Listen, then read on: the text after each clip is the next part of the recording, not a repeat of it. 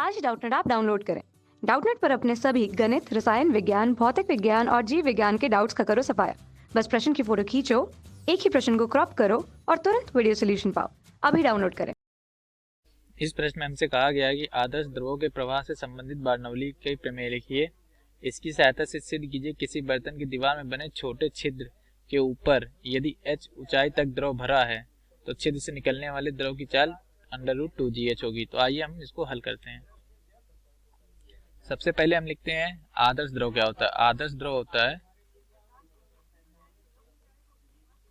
आदर्श द्रव की दो विशेषताएं। नंबर एक, यह असंपीड्य होता है।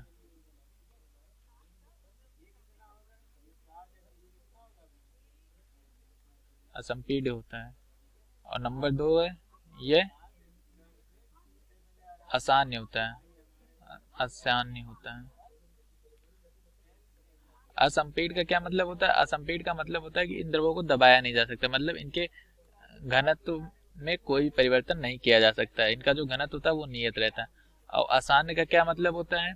आसान्य का मतलब होता है कि जैसे इनके परतों के मध्य कोई भी श्यान बल काम नहीं करता है, तो इनकी सभी परतें एक दूसरे पर कोई भी श्यान बल नहीं आरोपित करती, वे एक दूसरे से मुक्त रहती हैं, फ्री रहती हैं। तो ये आदर्श द्रव होता है। अब बार्नौली का समीकरण लिखते हैं। तो बार्नौली का समीकरण जो है वो आदर्श द्रव के लिए ही बनाया गया है, जो कि हम पढ़ते हैं। यह मानकर बार्नौलिक समीकरण में हम ये मानकर चलते हैं कि जो बार्नौलिक जो समीकरण वो आदर्श द्रव पे लगाया जा रहा है, क्योंकि जब हम वास्तविक द्रव पे बार्नौलिक समीकरण लगाते हैं तो उस बार्नौलिक समीकरण में कुछ परिवर्तन होता है। तो हम यहाँ पे आदर्श द्रव के लिए लिख रहे हैं। तो आदर्श, और ये भी मानते हैं कि जो द्रवों का प्रवाह है वो धारा रेखीय प्रवाह होता है, तभी हम बार्नौली के समीकरण का इस्तेमाल करते हैं। तो बार्नौली का समीकरण जो होगा वो होगा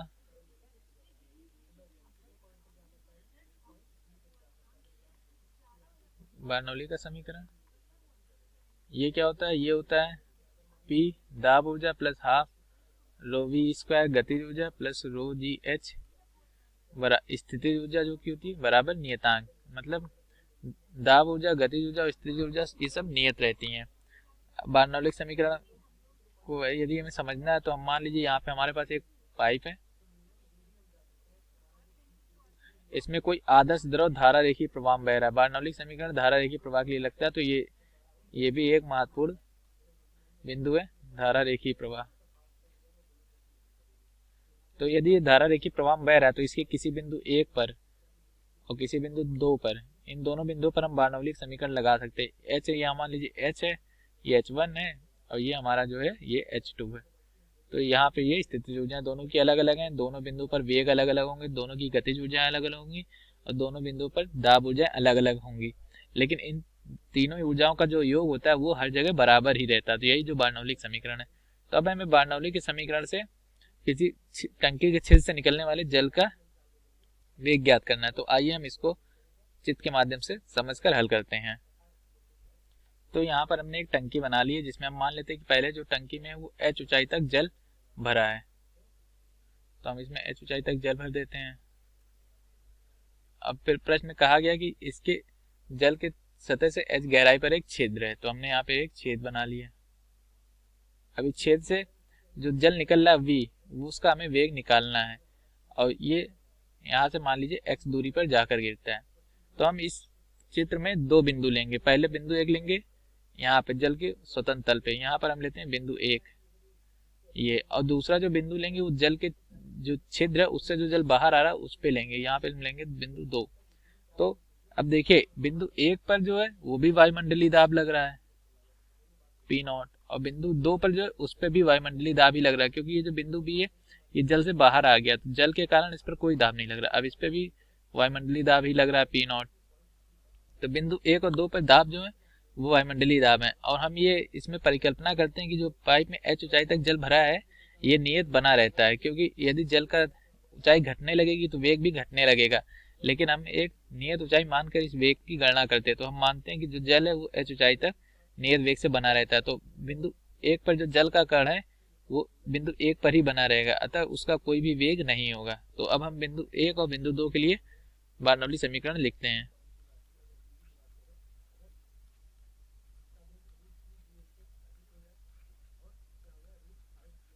बिंदु एक और दो के लिए बर्नौली प्रमेय।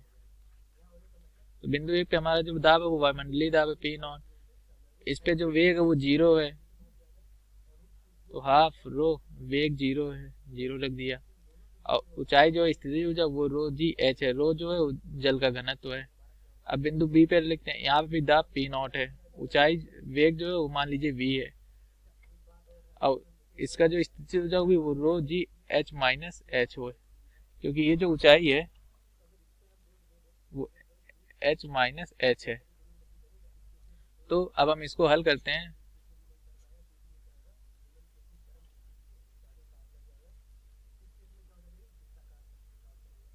एच माइनस, तो यहाँ से हमारा आ जाएगा रो जी एच बराबर हाफ रो वी स्क्वायर।